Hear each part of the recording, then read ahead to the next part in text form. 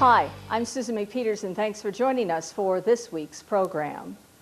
What would you do if you had an idea for a computer program that could help students throughout the country, but you didn't have the money to develop it yourself? Would you ask your family for help? Go to a bank or credit union for a loan? An Ohio man decided to go right to the top when it comes to technology and money. And he recently passed through our area on his way to hopefully meet with Bill Gates to ask for his assistance. If Eric Sheets and traveling companions don't get Bill Gates' attention, no one will. If you saw this coming down the road toward you, what would you think? It seems that plenty of people are curious enough that they ask Eric Sheets why he is walking barefoot with a dog and a donkey.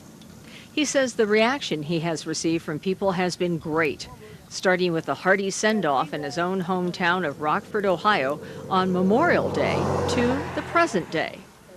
Unbelievable. From the very first day, that was the, small town I grew up in, so of all days to go out, we left on Memorial Day Monday. And being a small town, everybody knows everybody, and there's so many people that knew me, and they're like, what's he doing? What's he trying, And well, I just kept walking, you get a few people and just started stopping and people getting pictures. And we go into towns and stuff now, like little gas stations just to get a cold drink or anything. And well, we got 20 people standing outside there. I mean, it's little towns and stuff. It looks like a little parade. I mean, the children come out of the library from story time, and unbelievable.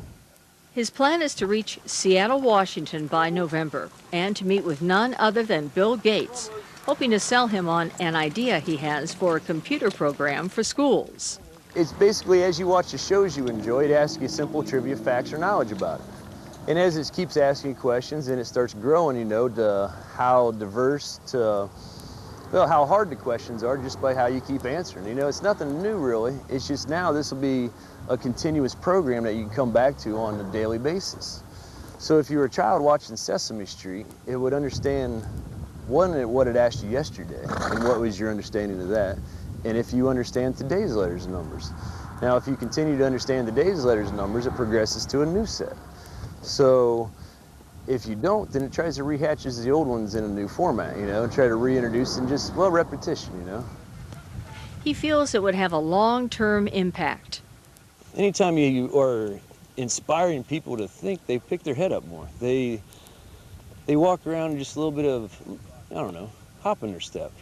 But at the same time or anything, if they're looking up, that means they're accessible to their family, they're accessible to their neighbor. They're more likely to help out humanity and not just dealing with that job that just, keeping the roof over the head and their bellies full. He adds there is an application for the elderly as well, who are suffering from memory loss.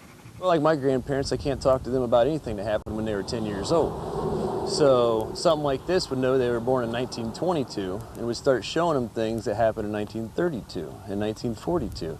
So hopefully they'd be, I remember when that happened. I know where I was at when that happened, and try to stimulate that long-term memory because, well, right now they just sit there and listen to a TV blaring about nothing that has any they have no care for. A few years ago, a college football injury ended his playing days and the scholarship that made college possible. He went through a difficult period, then found meaning in life again in religion. It's hard to even run from the Lord without the Lord. And I don't know, I wasn't always like this, but it was just a matter of, well, I had a car wreck 2 weeks before my senior year of college football. And a guy turned in front of me, I blew out my shoulder, and senior season was done like that. Originally, he was told he would eventually lose his arm. It turns out the diagnosis was wrong. Now I got 59,800 and some odd miles of Smiles, Texas to Grand Canyon, Key West to Maine, through the Dakotas, and it's 8 years later, and my arm's better than it ever was and has been re-diagnosed now, but you still never live or ride like you lost it or walk until 3 doctors guarantee you're going to. As for his traveling companions, Buck the dog just showed up one day. The dog here, he showed up last July 4th at my best friend's house, and I pulled up on my motorcycle and he comes out like he owns the place, and when do you get a new dog? Well, I go up ringing the doorbell and he comes over and sits down right beside me, and I'm looking at him, he's looking at me. Well, I really thought my buddy got himself a new pup, and my buddy answers the door and he knows I'm talking about doing this walk-in. And I was like, you got me a dog, you know, and he's like, man, take him, get him out of here. He's been here for 2 days, I can't get rid of him. When his mother saw how much he planned to take with him, she joked he needed a donkey. Well, he decided that was a pretty good idea, so he went to an auction with a man who knows a lot about donkeys and got 14-year-old Moses for $86. Everyone carries their own supplies, Moses more than the others, including gear that includes a solar panel. This is just a PVC rack that I made up like in the shape of an octagon. So it holds a solar panel. Throws out 26 watts. You got camera batteries and everything to keep charged up, cell phone, things like that. On this day, when he was crossing the Mississippi River from Illinois into Muscatine, Iowa, some residents from Galva, Illinois, he stayed with for 6 days during a stretch of bad weather, came to see him off. They had spotted him at a convenience store in town. My son had told me he could do some laundry and take a shower and camp in the backyard for the night. Within like 20 minutes of talking to him, he had moved from the backyard tent to the couch. And then we got really bad storms, so he was at my place for like a total of 6 days with his donkey in the backyard of the apartment and the dog. And yeah, I just think he's amazing. I mean, my kids were taken back by him. I've never seen teenage boys sit there for hours and listen to an adult. What did the teens like about him? Because he does have a point there, we do need better education, because with the textbooks, I know I don't really catch on that well. And with his idea, I think that would help a lot. Sheets doesn't have a specific route planned out. He just goes on whatever road the locals say is the best one to take. He travels a lot at night to avoid the heat of the day. He always finds someone who is willing to let him camp in their yard or at a church, and frequently they invite him to eat as well. As unorthodox his approach might be, he always gets a police escort when necessary. People he has met along the way who own trailers have also offered to help him, Moses, and Buck get back to Ohio from Seattle. Sheets says he's certainly not walking back. The only problem encountered so far was the night Moses was spooked by a deer. But why not just write Gates a letter? Sheets figures plenty of people do that. Last June 9th, I decided I was walking because I didn't think he'd take me serious if I showed up on my motorcycle. Well, you know, I bet he has 1 million or 1 billion people with their hands out in front of him.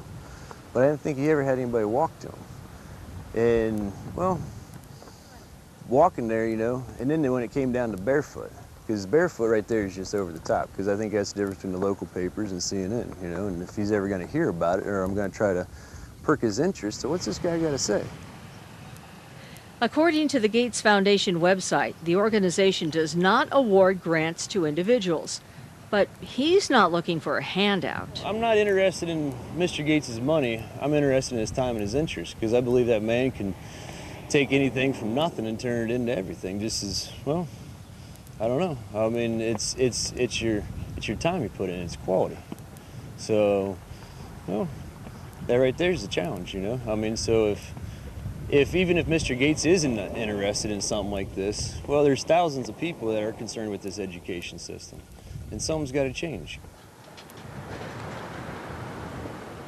If, in spite of his best intentions, he doesn't get to meet with Gates, Sheets is rather matter-of-fact about it, saying he at least had the best summer vacation a boy could dream of.